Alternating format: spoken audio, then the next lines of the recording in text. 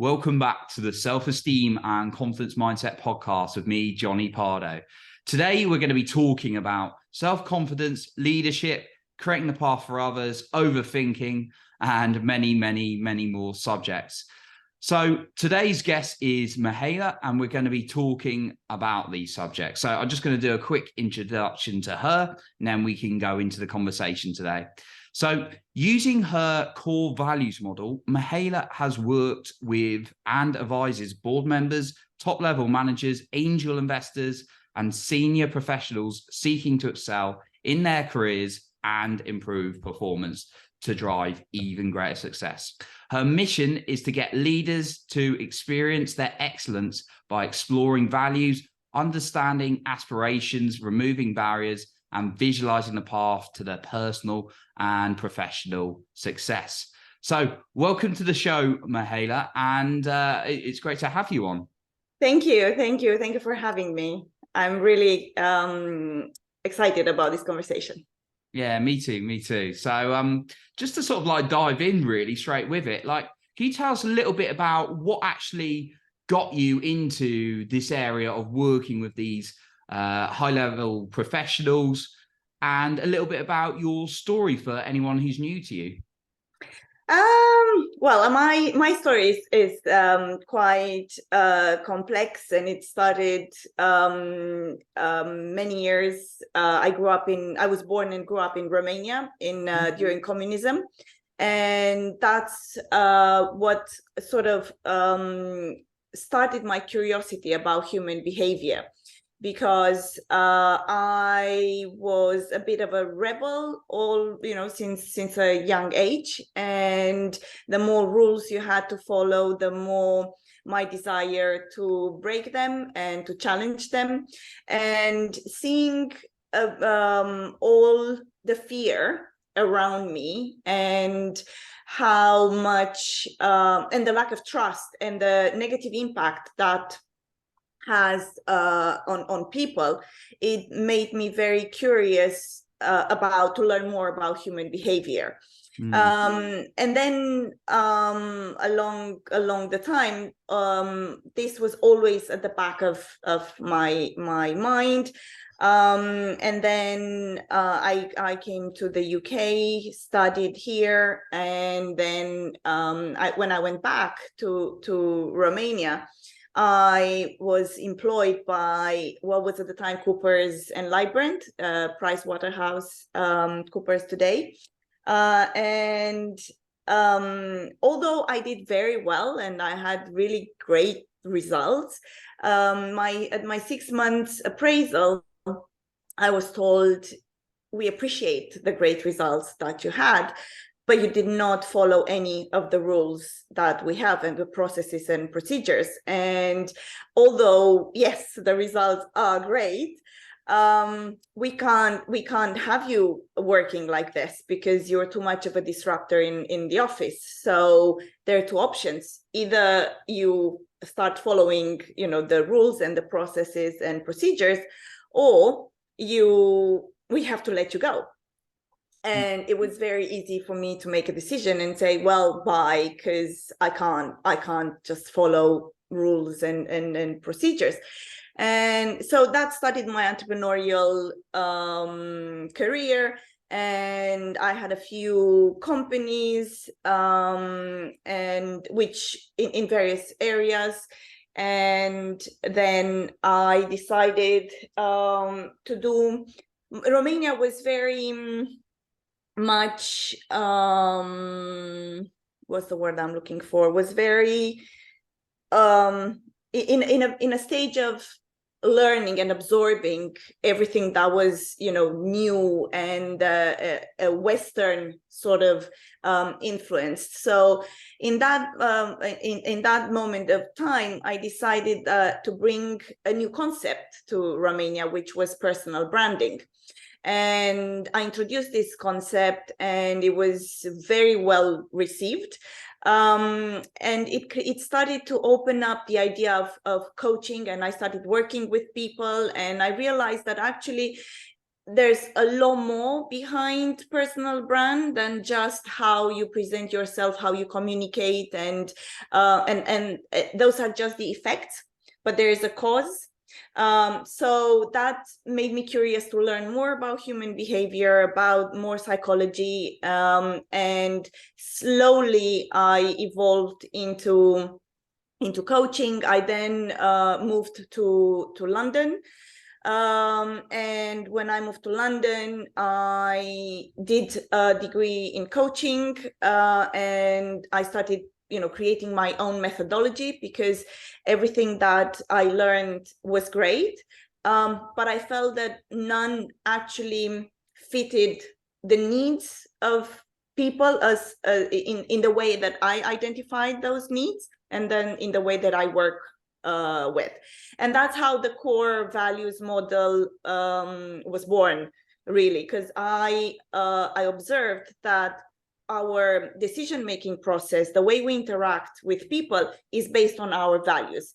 And majority of the people think they know their values, but when you sit them down and you start working this value model as I created it, and it's an exercise that can take 2 to 3 hours, sometimes even more. It's a very in-depth sort of evaluation of what matters, of what does make you tick, really. And from there, it becomes a blueprint of how you make decisions going forward. And this model helps you, knowing your core values helps you to understand the decisions you make, why some are good decisions and why you should walk away from others. And walking away, usually you have to walk away from the ones that seem most attractive to you. But knowing your core values, it makes it easier to walk away. And because and also it removes the habit of overthinking, because overthinking is you get into overthinking where you're uncertain. You'd like to make a decision, but you're not too sure it's the right one, but then it sounds so good, but it doesn't feel that good.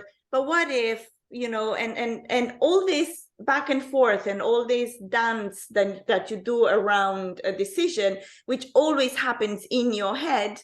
And then, of course, you ask a friend, oh, but what would you do? And then that friend has a completely different take on that. And then you're like, oh, my God, but I haven't thought of that. Should I have thought of that? Would that work for me? Oh, I'm not sure, but would it? Oh, I'm not sure. And then you speak to another person who has a different take on that. And then it becomes so overwhelming that almost certainly you end up making the wrong decision.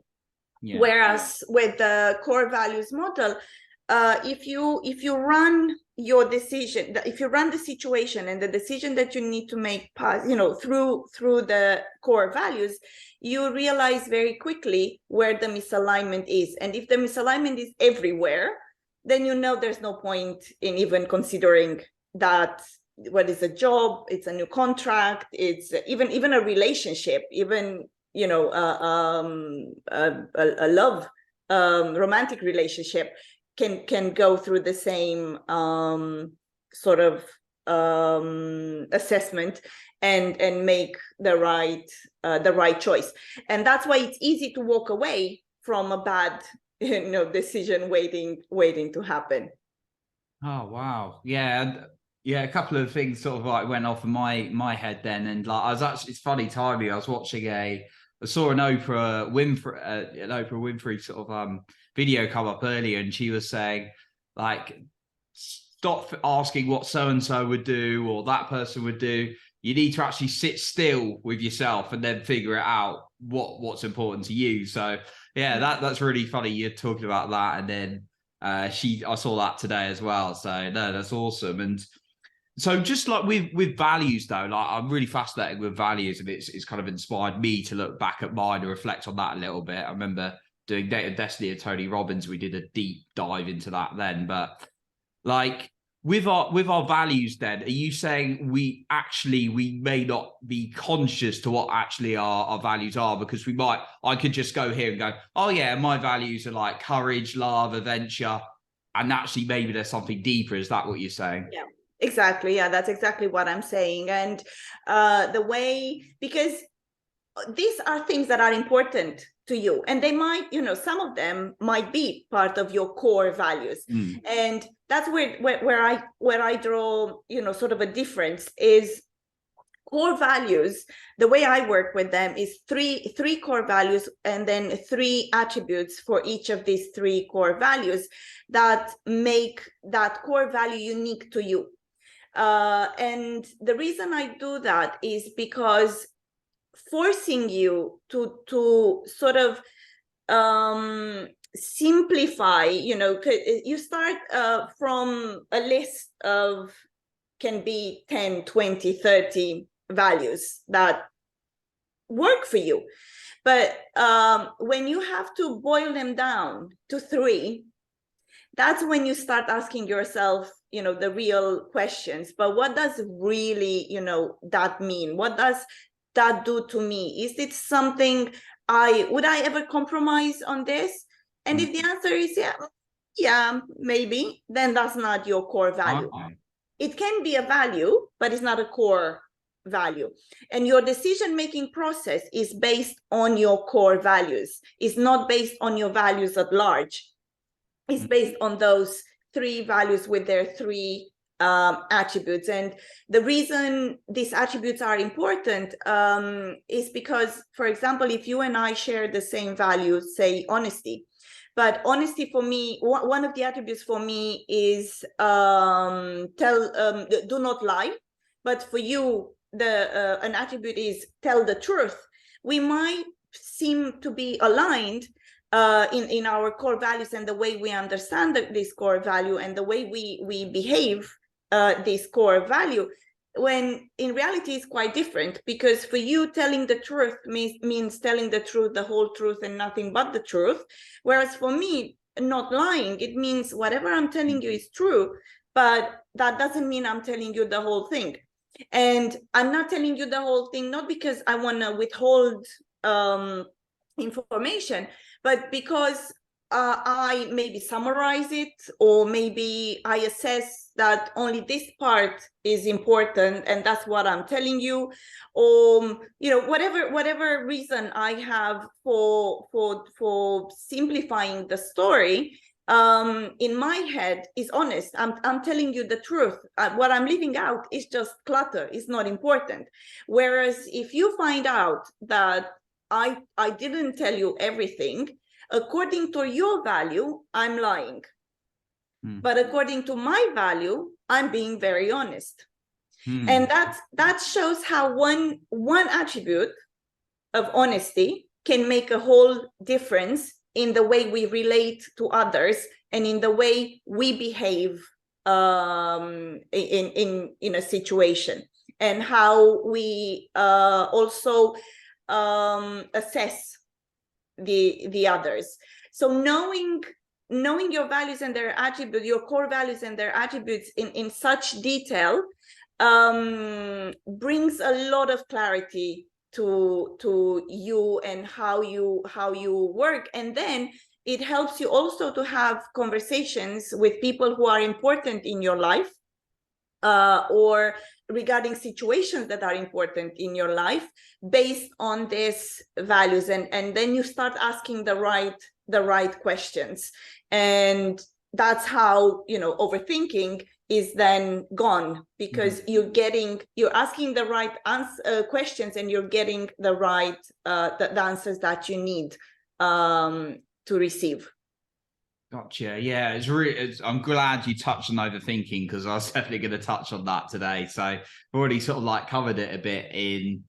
Actually, we're overthinking because we don't know what's right or wrong half the time, because it's all these different sources, right, coming at us. Like one person says this, one person says that. I mean, especially the entrepreneurial world, when I've done, it's like do low ticket, high ticket, do this approach, do that approach, and then you've got all these like things coming now. There is obviously a method of business and what's right for you and what your market is and stuff. But that's just one example. Or health, for example, it's like, do this way, do that way, do vegan, do Plato, all these things coming at us left, right, and center.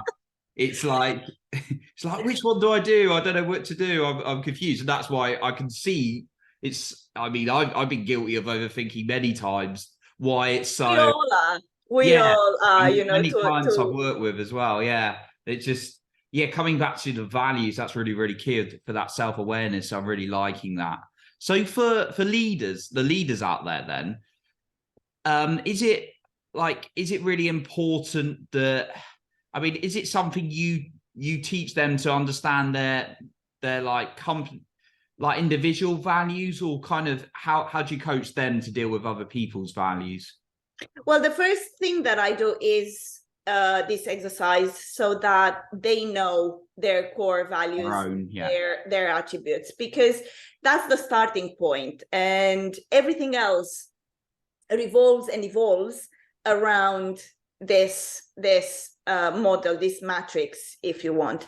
And then they can start analyzing, you know, what is it that is not working in this relationship? Why am I triggered by this person? And they go back to their list of 3 core values and their attributes, and they can see very easily where is the misalignment. And then with that misalignment, you can work. Because if you know why you're being triggered by someone, you then can work around it, and you can find, okay, is there an alignment? I know where the misalignment is, but where's the alignment? Well, we seem to both be aligned with this bit. Great. So you start building on that. And then the relationship evolves. And if you focus on what's working rather than on what's not working, then you are gonna, you know, create a better interaction with that person or with that team or whoever it is. And then, you know, it's another part of the work that we do where, okay, now let's work and see what the triggers are and why is this triggering you. So then, because when something or someone triggers you, it's never about the other person, it's always about you. It's telling you what you need to address, what you need to face and work on. And until you build that awareness and you build that almost courage, you know, to say, well, it is me, you know, it's easy to blame the other person or to blame a situation, to blame circumstances, but you'll never find the answers and you'll never solve whatever is going on. So I like to say that the work that I do with my clients is to transition them from life happening to them making life happen. Because when life happens for you, you know, things are out of your control, and then you're in this victim mode where everything is a trigger, where nothing goes the right way, where there's a constant source of unhappiness, and leadership in that stage becomes a chore rather than something that is inspiring and something, you know, something that can help others be greater and better at what they do, which in my opinion, that's what leadership is about inspiring, is about being that model that people want to be like you. And if you have, you know, someone, and also to be a leader, you don't have to be the boss of you know, a company. You don't have to be the CEO or the manager, or you can actually be a leader without any managerial, any executive role. But if you are in an executive role, then I think it's a bit mandatory to be inspiring for others to grow and develop and enjoy being led by you. Absolutely. Yeah, it's a very important point. I like what you said about it's not necessarily you're the CEO or you're an executive board or anything like that. You could be a leader. You could be a leader of your family. You could be a leader at like different levels, right?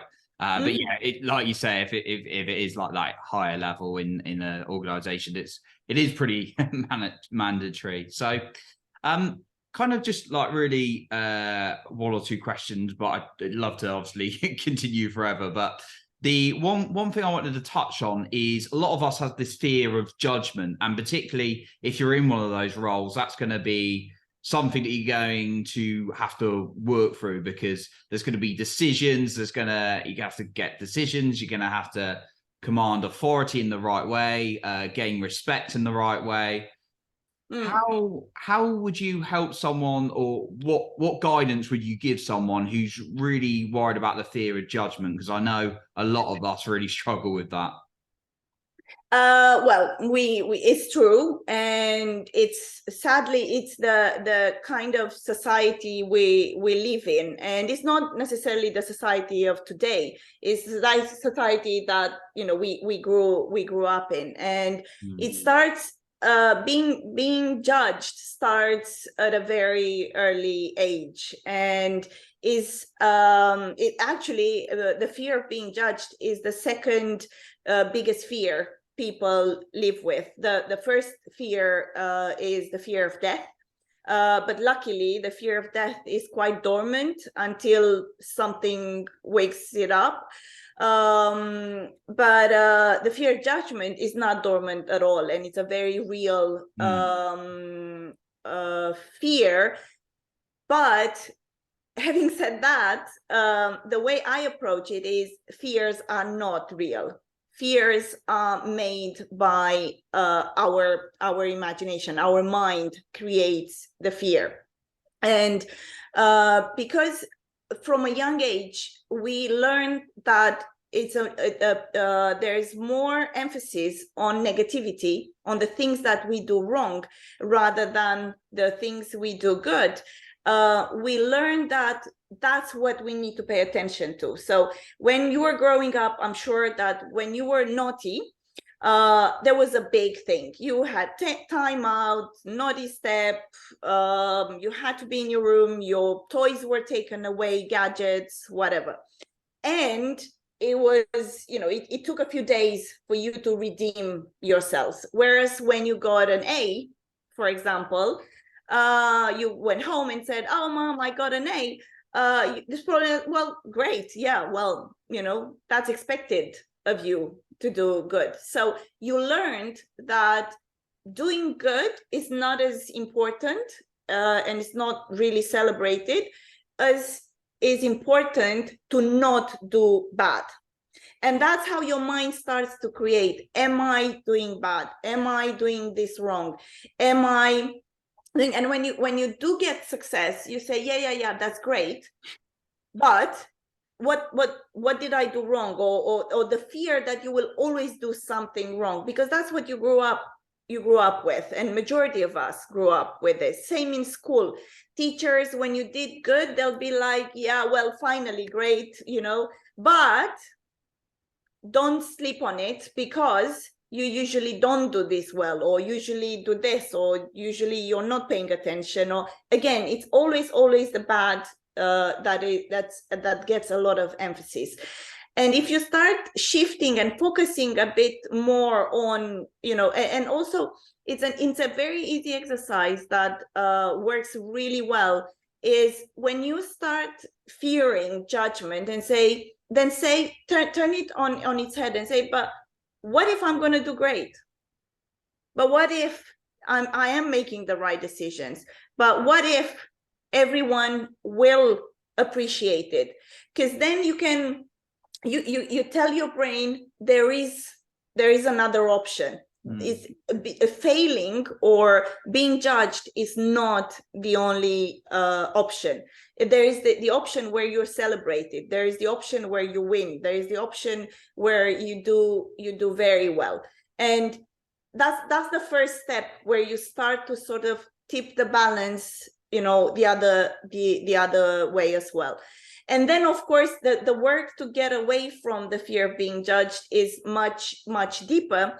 And it goes to identify emotional blockages that create, that idea that you're less than, that you're not good enough, which has an impact on our self-worth. But that's a much deeper kind of work and takes a bit more time. But in the moment where you feel that fear of being judged being very strong, if you quickly just try and turn it around and say, but what if the positive of whatever you're afraid of, it helps a lot, because then you can build another story around the outcome that you're fearing you're gonna be judged. Yeah, like that, like reframing some of those questions, as you were saying, what if this, what if they think this, but what if, like it, and changing the direction of that. So yeah, thank you so much for that, Mihaela. And just before we wrap up today, is there any final point you would like to share? And also, where can people find you if they want to find out more about your work? The final point I would like to make around judgment, and to say, I know it's not easy, and I know it takes a bit of time, but judgment is never about you. People who judge, is about them. So if you can build that resilience, to understand that, yes, I am going to be judged. Yes, people will judge me. But turn it into a positive and say, well, people will always judge, and stop there, not judge me. People will always judge. And that's their thing. And detach yourself from their judgment. So yes, they're going to judge, but it's not me. I just have, if I do my best, then I'm happy with that. That will help a lot with this fear of being judged. And you can get there, but it takes time. Every day remind yourself that people will judge, and it is what it is, but that they'll judge you now, and then they'll turn around and they'll immediately judge someone else, because judging is never about the person who is being judged. Judging is always about the person who does the judgment. Gotcha. So putting that distance, I think, is also very helpful. And I can be found online. My website is mihaelaberciu.com, or on LinkedIn, Instagram, Twitter. I'm everywhere. Awesome. Well, what we'll do is we'll put your links up to where people can find you in the show notes as well. So yeah, thank you very much.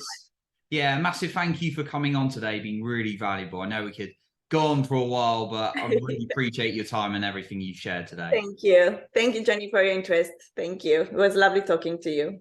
Awesome. So that concludes our episode for today. And remember, you are in control of your own self-esteem and confidence.